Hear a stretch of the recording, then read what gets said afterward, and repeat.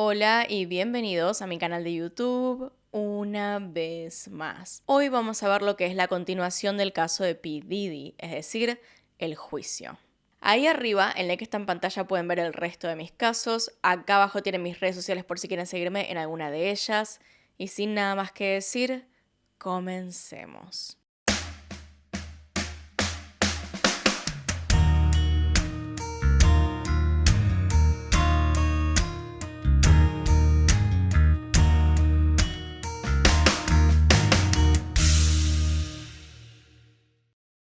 El 16 de septiembre del 2024, Sean Combs, más conocido como P. Diddy, fue detenido en su domicilio en la ciudad de Nueva York luego de ser acusado oficialmente por la justicia norteamericana como culpable de 3 cargos criminales: formar una organización para la extorsión, un cargo por tráfico de personas para actividades sexuales y un tercero por tráfico de personas para la prostitución. La noticia de que uno de los productores musicales más exitosos en la historia del rap fuese el creador y cabecilla de una organización criminal a través de la cual secuestraban, drogaban y abusaban, así como también extorsionaban tanto a mujeres como hombres, para que accedieran a formar parte de fiestas llamadas freak-offs, se hizo viral de inmediato y durante semanas en todas las redes sociales el tema fue tendencia. Hace ya unos meses que no se habla de esto con la misma intensidad que se hacía en ese momento. Sin embargo, en el último tiempo, P. Diddy y los horrores a los que sometió a decenas, sino a cientos de personas volvió a ser tema de interés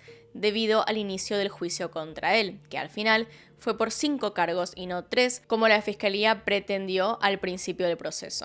Antes de meternos de lleno en el juicio y en lo que ha sucedido hasta ahora, vamos a repasar un poco cómo es que un ganador de 3 Grammys y uno de los productores de música más conocidos en Norteamérica terminó siendo acusado de 5 cargos que perfectamente podrían llevarlo a pasar el resto de sus días en la cárcel. En el primer video sobre este caso repasamos la carrera de P. Diddy y vimos cómo en varias ocasiones estuvo involucrado en polémicas. Desde una estampida en un concierto benéfico que él había organizado a principios de los 90, que incumplió con varias normativas de seguridad y en el que hubo por lo menos 9 muertos y 30 heridos, varias denuncias por amenazas y violencia al presidente de Bad Boy Entertainment en el 2003, hasta denuncias por abusos sexuales y violencia de género en sus relaciones románticas. Sin embargo, sorprendentemente estas denuncias siempre terminaban a favor de él, quien siguió construyendo una carrera en la música con muchísimo éxito. Era un secreto a voces que P. Diddy era una persona problemática y violenta, pero también parecía ser intocable. Durante años hubo personas que intentaron denunciar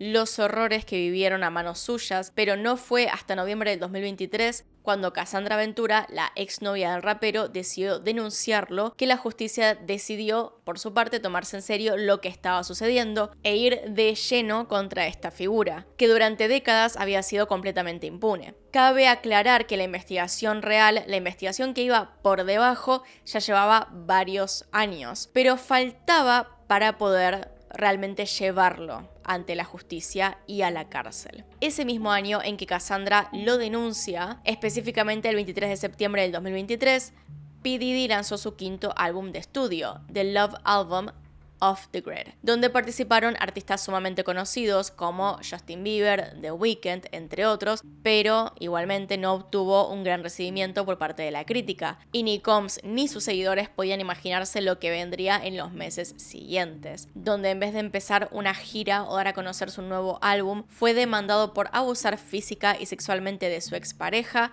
la cantante Cassie Ventura. De su relación ya hablamos en más detalle en el primer video sobre este caso, así que no voy a detenerme en explicar cómo fue que se conocieron ni cuánto duró su relación, sino que quiero centrarme específicamente en esta denuncia que de alguna forma fue el inicio de la caída de P. Diddy. Amparada por la Ley de Sobrevivientes Adultos de Nueva York, el 16 de noviembre del 2023, Cassie se acercó a las autoridades para denunciar un episodio de violencia que vivió a manos de Combs en un hotel en marzo del 2016. Hablamos de lo que sucedió en el video que se filtró meses después, en el que se puede ver al rapero persiguiendo a su pareja para golpearla brutalmente. En la demanda no solo se hacía énfasis en lo que había pasado ese día, sino que alegó que su expareja controlaba completamente todos los aspectos de su vida, obligándola no solo a consumir sustancias, sino además a participar de actividades sexuales con otras personas, lo que provocó que Cassie sufriera de importantes consecuencias psicológicas, teniendo incluso que ser internada en un hospital psiquiátrico por tener ideas. Lo voy a dejar en pantalla porque YouTube no me deja ponerlo, no me deja decirlo. Pero eso no era todo. En la denuncia, Cassie hizo referencia a otras personas y contó por primera vez el tipo de organización que su expareja había creado y en qué consistían sus conocidas fiestas. Y acompañada por sus abogados, la cantante dio a conocer su denuncia a los medios de prensa, provocando que Ben Brafman, abogado del rapero, saliera de inmediato a desmentir sus acusaciones, afirmando que estaban basadas en mentiras escandalosas. Sin embargo, como tantas otras veces había hecho Diddy, rápidamente movió sus piezas para contener el escándalo. Sus abogados y los de Cassie se reunieron y tan solo un día después, el 17 de noviembre, la cantante retiró las acusaciones tras llegar a un acuerdo, del cual hasta el día de hoy no sabemos las características completas. Combs se negó a hablar del tema públicamente y continuó trabajando en promocionar su nuevo álbum como si nada hubiese pasado. Sin embargo, el hecho de que Cassie se hubiera animado a denunciarlo hizo que, menos de una semana después, otras dos mujeres se acercaran a la justicia para hacer lo mismo: Joy Dickerson Neal y Lisa Gardner. La primera, Joy, alegó que también había sido abusada por el rapero, pero mucho tiempo antes, en 1991.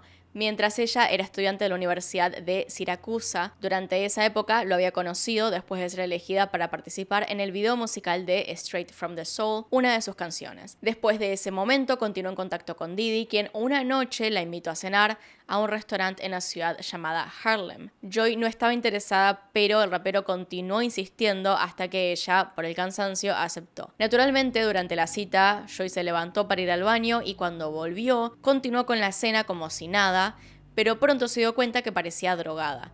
No podía levantarse ni caminar sola, por lo que estaba convencida de que este hombre le había puesto algo en la bebida. Cuando terminaron de cenar, Diddy la guió hasta su auto, donde la obligó a fumar marihuana con él, y a partir de entonces, Joy ya no era capaz de recordar con claridad nada de lo que había pasado esa noche. Según sus recuerdos borrosos, fueron primero a un estudio de grabación, pero como no podía salir del auto, el rapero decidió llevarla al hotel donde se estaba quedando y allí abusar sexualmente de ella. Joy afirmó que además Combs había grabado el abuso, ya que días después un amigo en común se acercó para decirle que el rapero le había mostrado la cinta. Según ella, denunció tanto en Nueva York como en New Jersey lo que le había sucedido, pero no fue tomada en cuenta, ya que no tenía forma de probar lo que había pasado. Y aunque siguió intentando, P. Diddy parecía intocable, por lo que decidió concentrarse en sanar y simplemente en su propia vida. Pero la denuncia de Cassie la había animado a contar su historia y buscar la justicia que tanto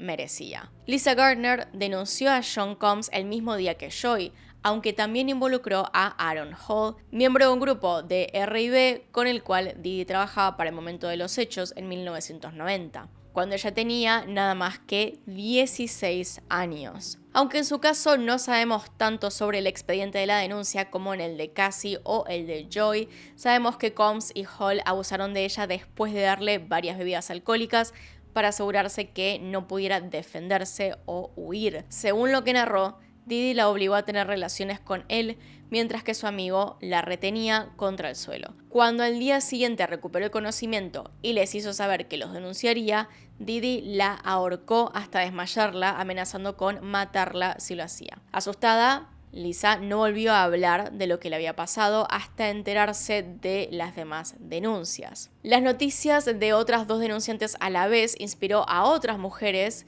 para seguir este ejemplo.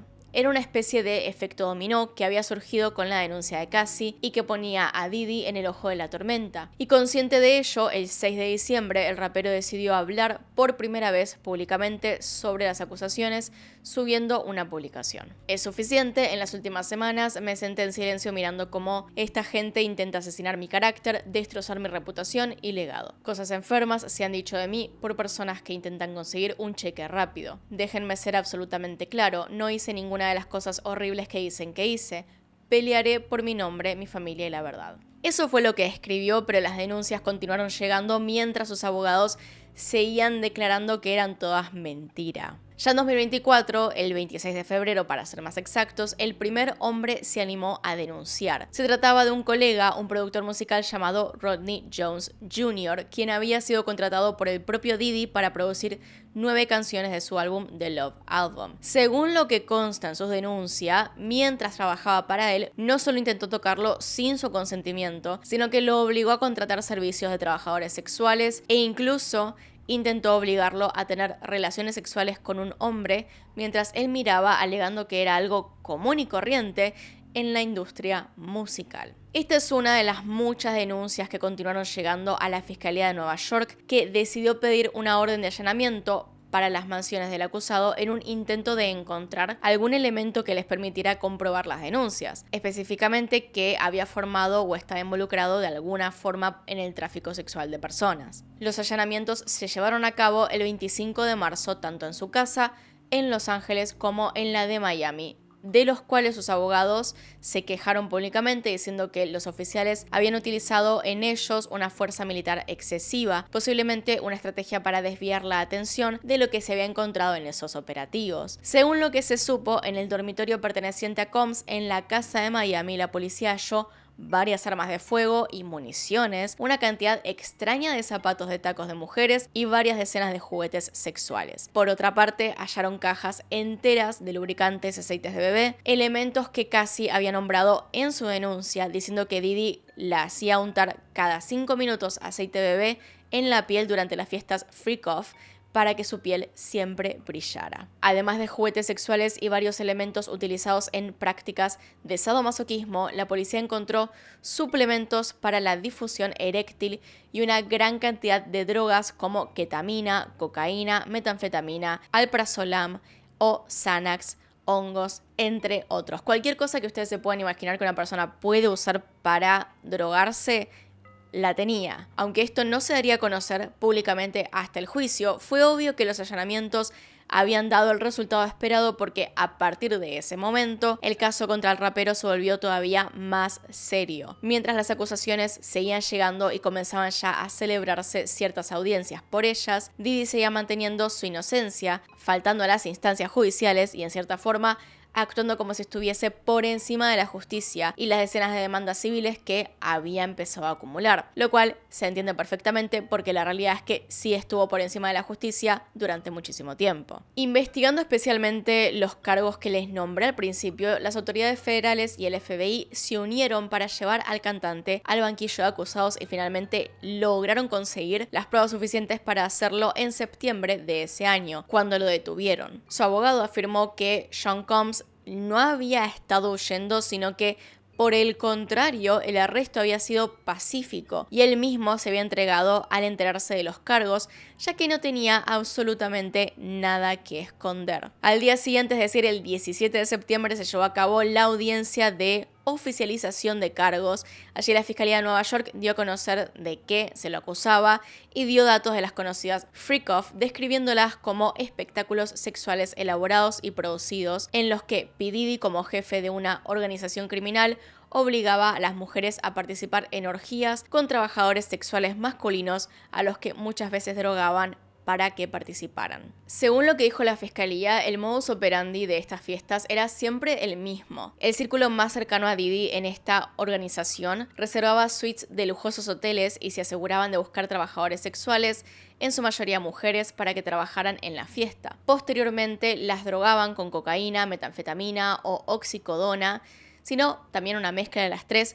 para mantenerlas sedadas y obedientes, de forma que los invitados de la fiesta pudiesen hacer con ellas lo que desearan. Cuando estas fiestas, que incluso duraban días, terminaban, los empleados de confianza del rapero se aseguraban de que cada chica volviera a su casa, no sin antes proporcionarles fluidos de manera intravenosa para que se recuperaran, y antes de liberarlas les recordaban que Combs tenía absolutamente todo grabado, es decir, que las extorsionaban con las imágenes para que no dijeran nada. Para ese momento el acusado había cambiado su abogado por Mark Agnifilo, que desde la primera audiencia dejó muy clara la postura del acusado y su defensa. Afirmó que todas las relaciones y prácticas sexuales en la Freak Off eran consensuadas y por lo tanto no se trataba de tráfico sexual, ya que todos querían estar allí. Diddy entonces se declaró inocente y su equipo de abogados solicitó la libertad hasta el momento del juicio, pero el magistrado se negó alegando el historial de violencia del acusado. De hecho,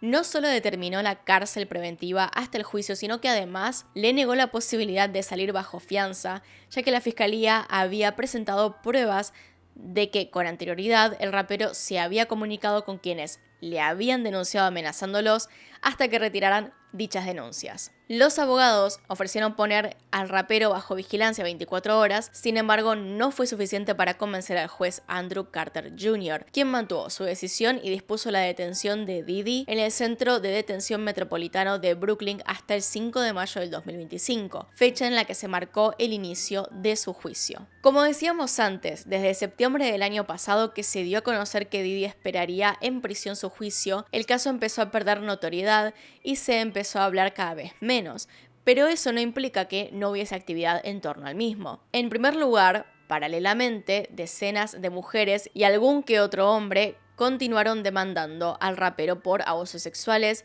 episodios de violencia, tiene cientos de denuncias civiles en su contra.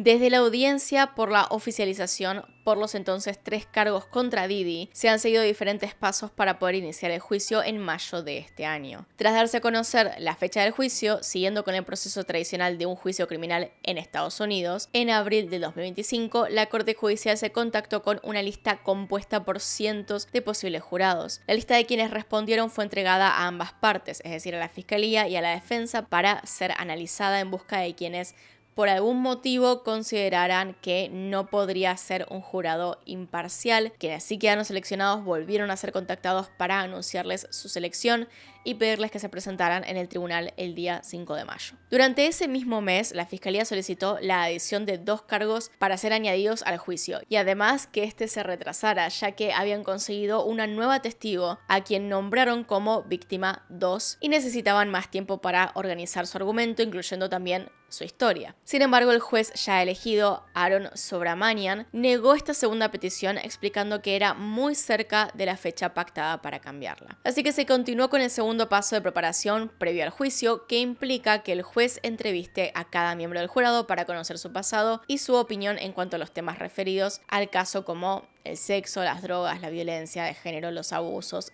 Esto con el objetivo de determinar si son capaces de ser justos e imparciales o no. Una vez que se seleccionó al jurado, cada miembro debía tomar un juramento en el que prometía decidir sobre el caso, teniendo en cuenta únicamente lo que pasa en el juicio y específicamente contemplando la evidencia que se presenta por ambas partes. Además, deben prometer cumplir con las indicaciones legales del juez, tal como no discutir los pormenores del caso o lo que suceda en el juicio con cualquier otra persona, incluso otros jurados, hasta que comenzará la etapa de deliberación. Una vez realizados estos 3 pasos es cuando comenzaba aquello en lo que estamos pensando cuando hablamos de un juicio, es decir, ya la etapa en tribunales, aunque esto también tiene otro orden. La primera etapa del juicio como tal es lo que se conoce como alegatos iniciales, donde los abogados de la defensa, como los fiscales, presentan el caso desde su punto de vista, enumerando sus teorías, haciendo referencia a la evidencia que presentarán más adelante. Es una especie de resumen o presentación de lo que más adelante va a desarrollarse. El fiscal es el primero en dar su alegato, seguido del abogado defensor.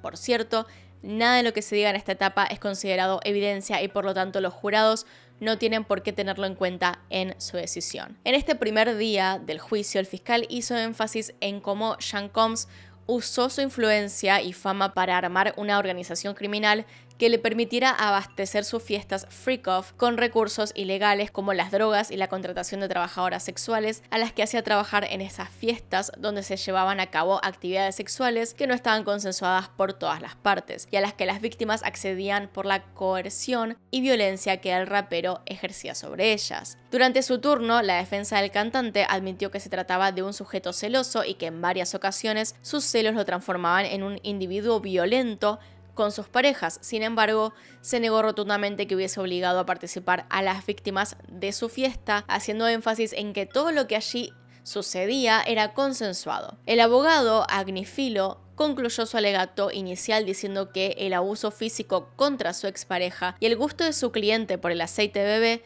no lo hacían un criminal federal. Lógicamente, esta etapa ocurrió el primer día del juicio y fue seguida ese mismo día por lo que se conoce como la exposición de la fiscalía, en la que se presenta la evidencia y se llama a declarar a los testigos que han reunido durante la investigación del caso. Durante este paso, los abogados del acusado pueden cuestionar a los testigos presentados para lograr que su testimonio sea desacreditado. Durante ese primer día, el 5 de mayo, la fiscalía llamó a declarar a su primer testigo, uno de los guardias de seguridad del Hotel Intercontinental que se hallaba ahí en el 2016, cuando Combs había atacado violentamente a Cassie. Tras oír su testimonio, se llamó a un segundo testigo a declarar, un trabajador sexual masculino, quien declaró haber recibido dinero de Combs para tener relaciones sexuales con Cassie entre el 2016 y 2013. Además, dijo haber sido testigo de cómo el rapero la golpeaba. Uno de los momentos más esperados de esta etapa fue la siguiente parte, que ocurrió el 13 de mayo. Durante ese día, Cassie Ventura, embarazada de 8 meses y medio de su esposo,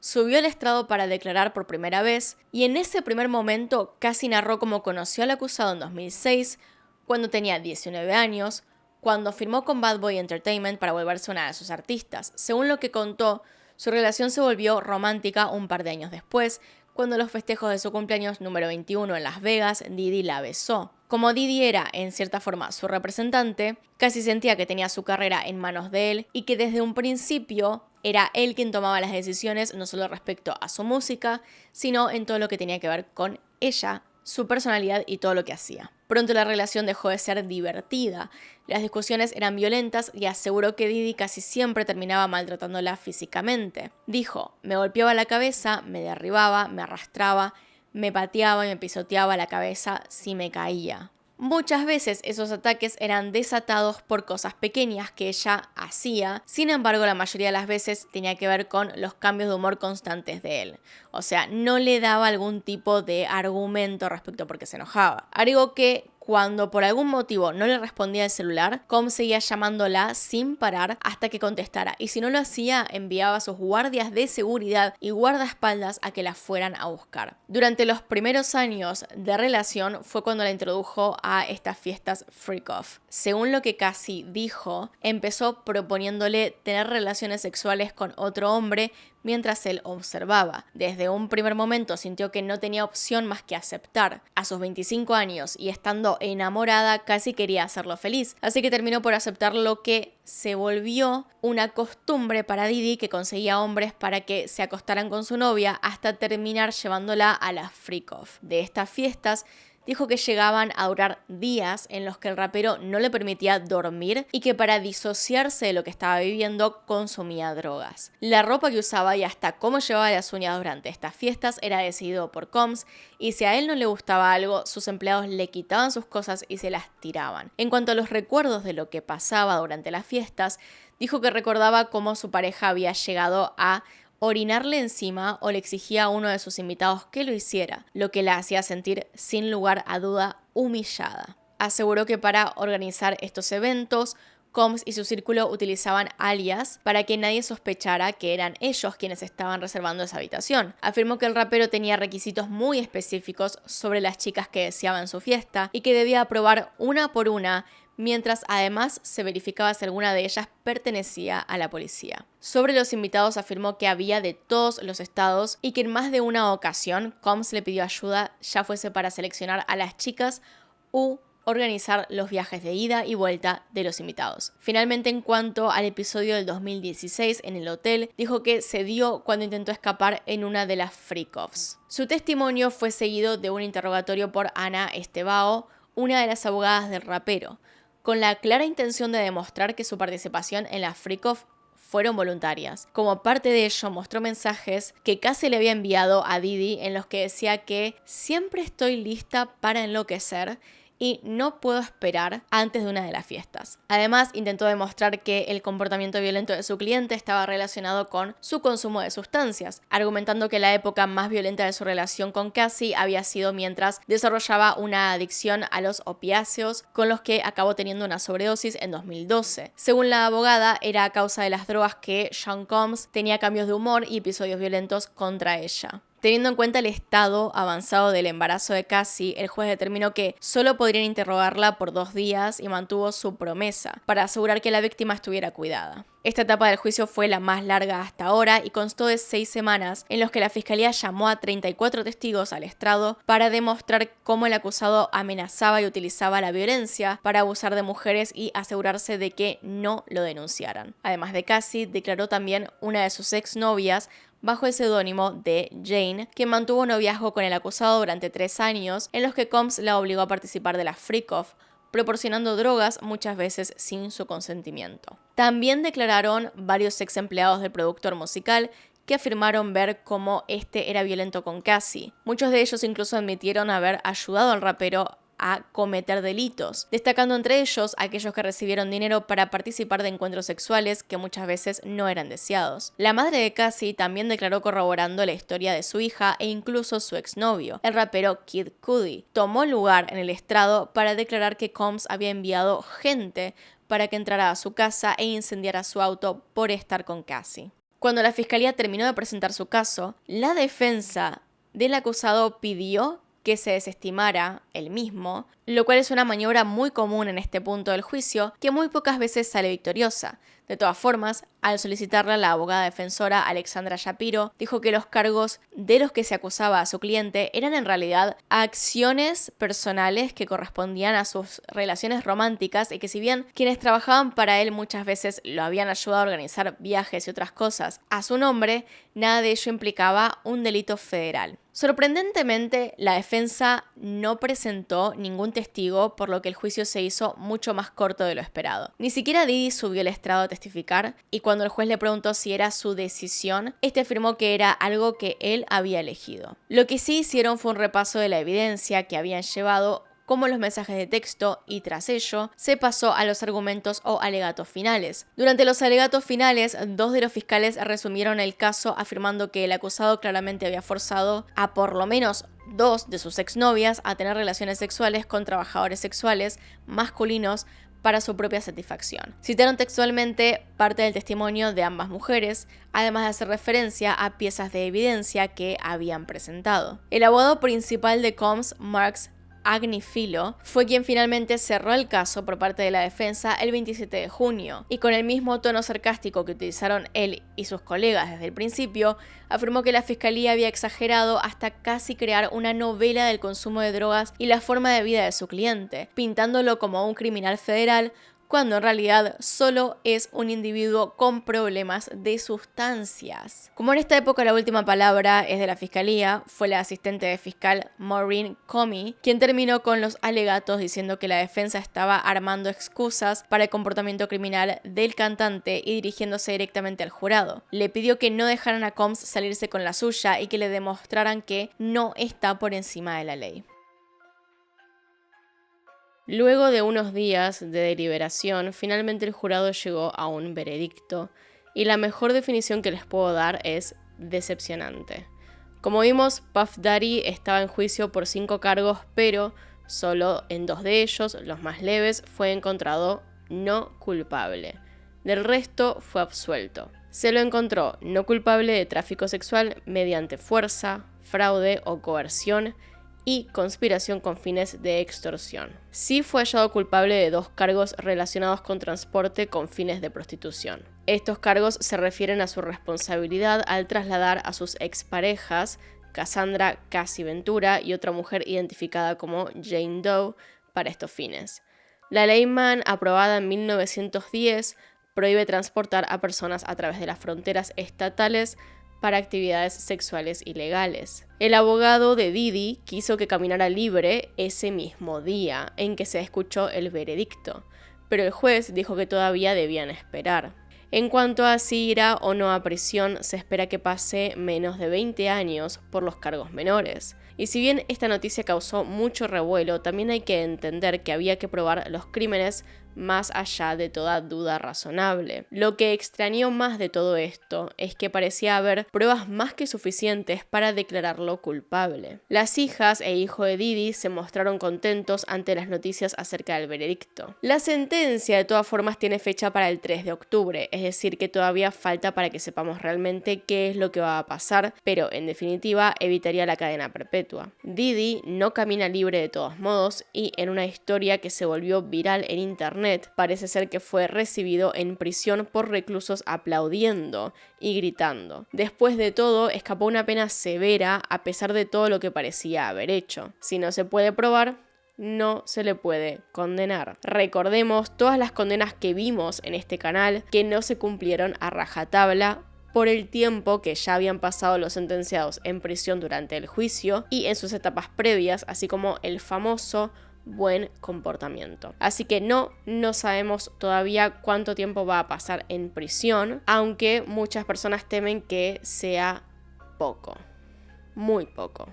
Solamente queda esperar y ver si finalmente se condena a Diddy y cuál es esa condena. Y bueno, hasta acá llegamos con el video de hoy. Este fue el caso de P. Diddy. Díganme qué opinan abajo en los comentarios, si conocían, si ya vieron la primera parte o si conocían lo que había pasado en su vida, cómo se conecta esto a otros casos de raperos con muertes sospechosas y qué quieren ver en el canal en los próximos videos. Así que bueno, los estoy leyendo ahí abajo en los comentarios. Acá están los Patreons y los miembros del canal. Gracias por apoyarme a través de estos medios y sin nada más que decir, acá tiene un video nuevo, acá tiene un video recomendado, se pueden suscribir haciendo clic en mi cara y nos vemos en otro video. Adiós.